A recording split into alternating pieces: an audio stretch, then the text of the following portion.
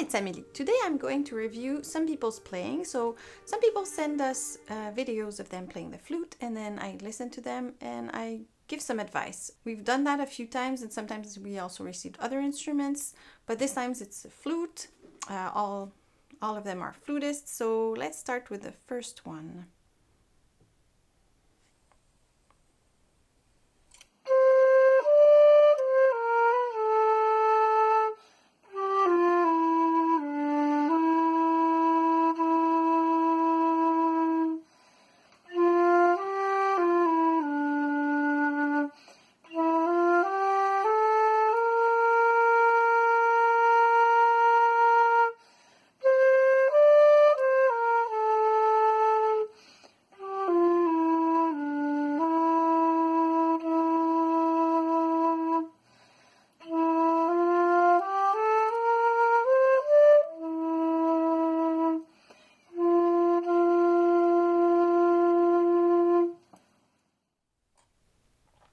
That's beautiful. So I only heard the first octave, but your sound seems pretty solid in the first octave. Your embouchure seems stable. I noticed that it's a little bit low, so your head is tilted. It's not a big deal for the sound, but like just be careful that you don't develop neck problems. So maybe check in the mirror. Try to, like, of course you can't be completely straight like that. That's a bit much, but like you'll see how.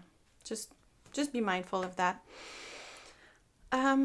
First phrase you played, the pitch went down a little bit, but then after that you took care of it. It didn't do it, but that can mean that you didn't have enough air at the end of your phrase, or that you started blowing a little bit less to stop the sound and it went down. So when you finish a note, you can just bring it up a little bit, like aim a little bit higher at the end because there's less air. If there's less air, the pitch is going to go down if you don't counteract it.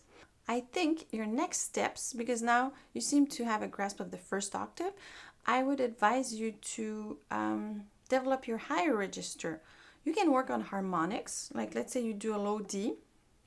I have a video where I explain how to play harmonics, but play a low D, and then from that low D you can play another D, and then an A, and then another D above, and then an F sharp, maybe an A if you can. So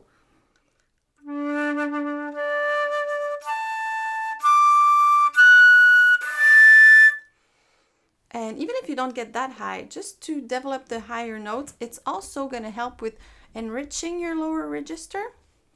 So yeah, start playing the higher notes and developing that. Harmonics is a good way to work on that.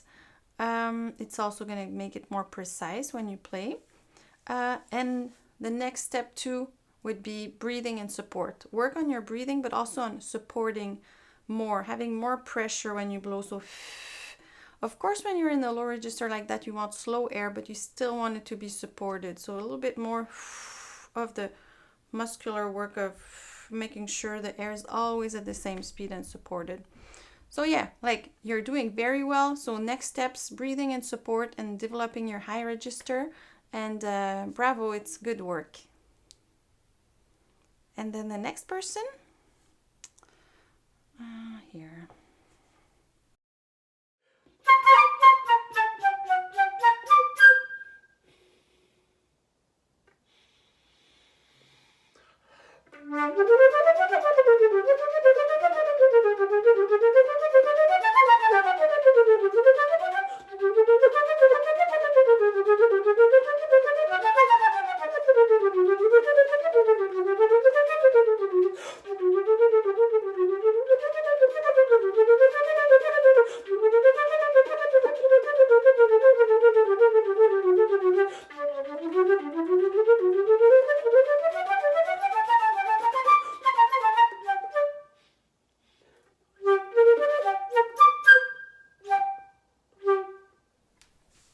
Beautiful. You did a good job.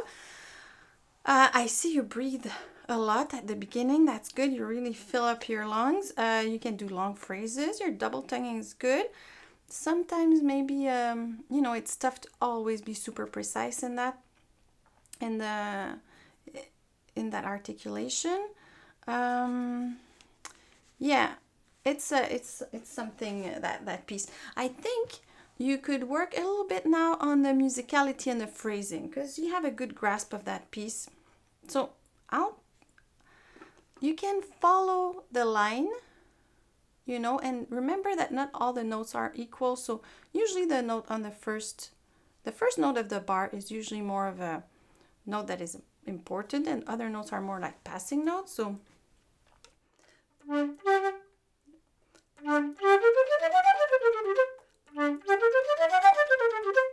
you see, taka taka taka ta.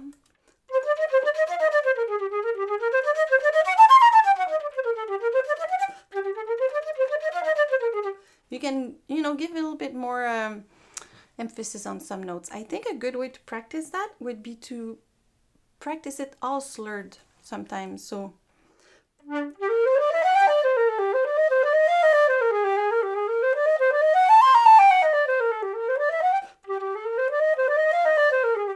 you can work on the phrasing a little bit.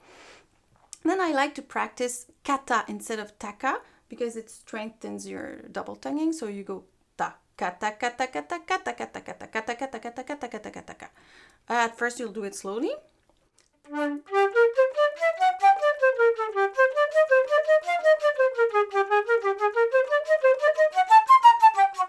then for the phrasing, you can practice another way, which is two slurred, four detached. That's going to give that rhythmical thing that will also make it more interesting to listen to.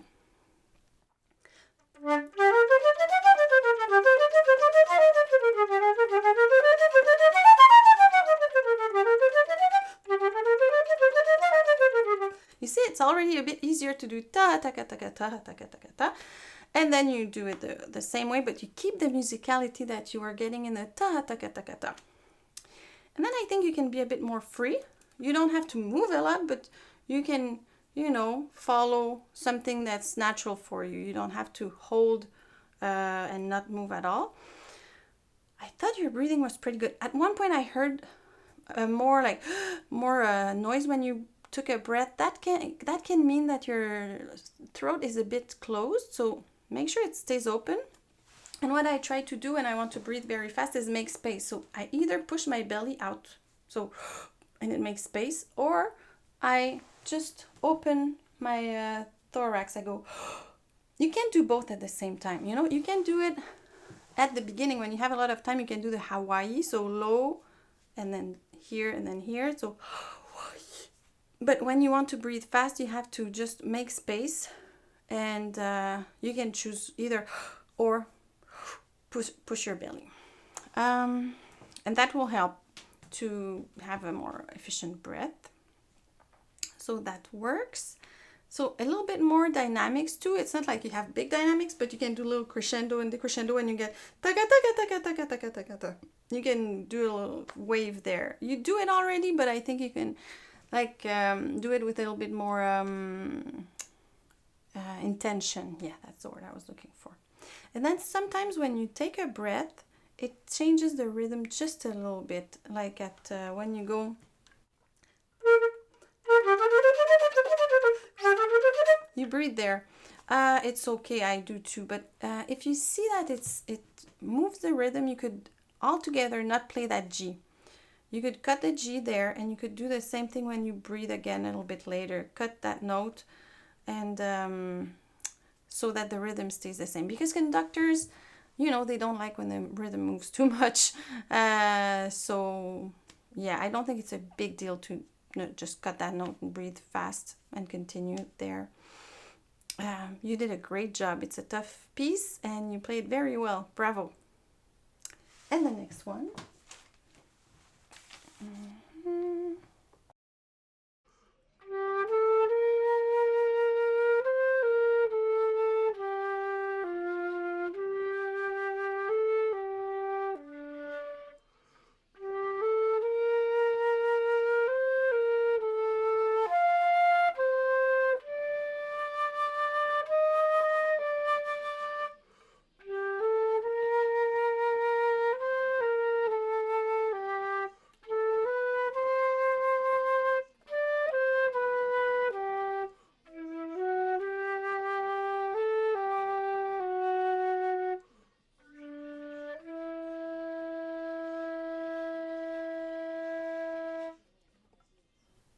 beautiful.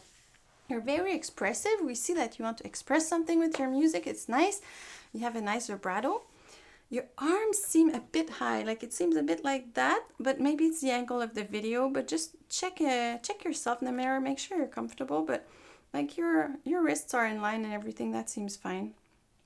I don't know. Yeah, you seem to be okay. Like your thumb is a bit under, but yeah, sometimes on video it's tough to see. But maybe if you bring your thumb a little bit back, it's gonna help you push the flute forward. Maybe you'll feel a bit more a bit more stable, you know, in balance. Make sure that you can hold your flute without your fingers like that. So there's that first. When you phrase, because I see that you have a very nice intention there. When you have two notes slurred, usually the first one will be a bit more emphasized than the second. So if you go, you want to do, you understand, like more the first less the second. Because sometimes you were da da da da da da da da da, but it's da da. I'm not singing the right key, but you get the gist of it. And then now you can work on dynamics and colors. Maybe also if you develop your high register, because you didn't play a lot of high notes in there, that also helps with the lower notes. Like the more you develop your sound in general. So you can use vowels, open your mouth more inside, you know. You want to keep it small here, not tight, but you know, just stable, not too big there, but open in the back, like as if you had an egg or something. So that there's space, you know. You don't want, you keep the tongue pretty low and you open the back, but in the front it's closed, and that's gonna give your sound more it will resonate a bit more, you know. It's gonna be more vibrant. And also air support, so you open there, here you keep it small, and a lot of air support, like, you know, so that, because the air is what makes the sound. So if you want a bit more sound, you need a bit more air. Not necessarily that much in quantity, but in the control of the airspeed. And yeah, I think that's it for you. I would say developing the depth of your sound and your colors, you would really benefit from it, because I think that's where you are at now. And like, remember to continue to develop the high notes. So that's very good job, bravo.